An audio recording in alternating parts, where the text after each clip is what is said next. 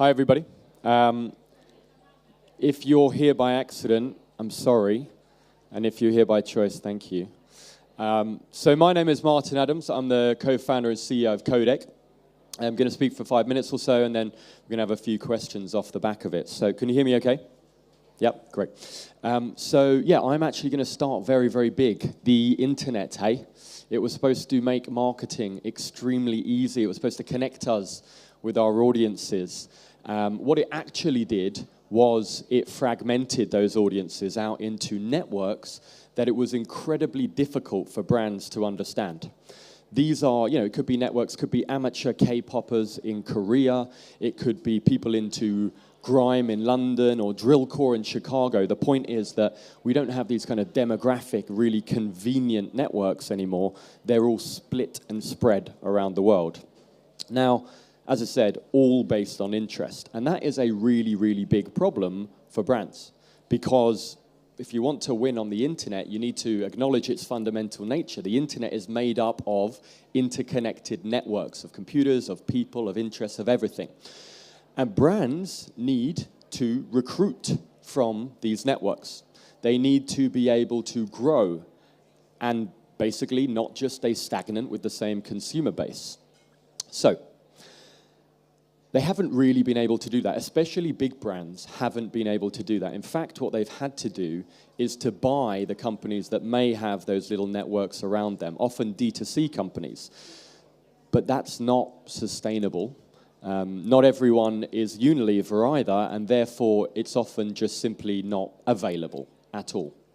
So really what we do is, as a company, Codec helps you recruit new audiences. We identify different cultural networks that exist across the web. So if we think within the last week alone, we've been able to identify a tribe that we call Fortnitelies. Now, these are people that are playing that particular first-person shooter game Fortnite, and they're obsessed with it. And all of their internet and network behaviors show us that they're obsessed with it. So how do we do that? Well, we use our award-winning technology. We've been recognized as having the best AI in marketing in Europe by Cognition X. And basically, we look at online content. So we move away from the analysis of keywords, which social listening works with, and we actually profile and classify millions of pieces of third-party image, text, and video content across the web every single day. Because we knew that if we could classify content, we'd be able to get sort of core creative intelligence out of it. We'd be able to say, what is the content about? We'd be able to say, what format is it? Where is it? Who's interacting with it? What tones of voice does it use? Things like that. Because we knew that if we could show you what was in the content, we'd be able to show you, essentially, where the networks were, what the people interacting with that content cared about, what creative would resonate with them versus not. And we also knew that you'd be able to distribute that in a GDPR-compliant way, because it's very, very tricky now to track individuals across the web with cookies, so you need to be able to buy against the content that they're interacting with, buy against the URLs and the domains that they're interacting with. And that's exactly the sort of intelligence that we have. So we started with this core belief that there was a limitation in demographics. So here's good old Prince Charles, and here's Ozzy Osbourne. Now, they have a lot of the same overlaps in terms of demographics. But if it comes down to what we're going to make for them, and if we acknowledge the fact that what they will see is a function of what people in their network interact with, we realize that, yes, we can advertise based on demographics, but we don't know what to actually make in the first place. And given that we're in a content world, really, now, rather than a pure advertising one, that's a pretty fundamental problem. So we need to recognize that the networks they interact with will care about different things, and that the networks are a method to distributing out to them, and also a way of gaining intelligence as to what's going to work with them in the first place. So we believe that you need to understand and have that context, and that content, if you can understand it at scale, is exactly the way to do that. So I won't dwell on that. I'll give you an example. So Nespresso came to us, they said, look, we're like many companies, we need to recruit new audiences away from just coffee lovers. They knew that the pods, the IP on their pods was disappearing. They knew that George Clooney was also disappearing. So they said, okay, what are we going to do? They looked at their segmentation, and how helpful was it? It wasn't very helpful. In fact, it was a bunch of 2D, non-dynamic, non-updating, product-based insight. It was all around how people talked about coffee. Their social listening was all around keywords to do with coffee, so they couldn't do anything interesting. They couldn't recruit new people, or they couldn't talk about new areas. So, that's coffee stains, that's Nespresso coffee stains, obviously. But basically, that stuff gets out of date very, very quickly, very dusty. So they came to us, they said, we understand coffee, but we want to also understand people within sustainability so that we can enter into that space. Show us the networks that exist within sustainability. For some people, it's climate change marches. For some people, it's, as we'll see with the example here, for some people, it's upcycling. So it's not recycling, it's upcycling. It's through their content interactions we were able to see that this particular audience liked to take old fashion items and make them kind of new and recycle them or upcycle them.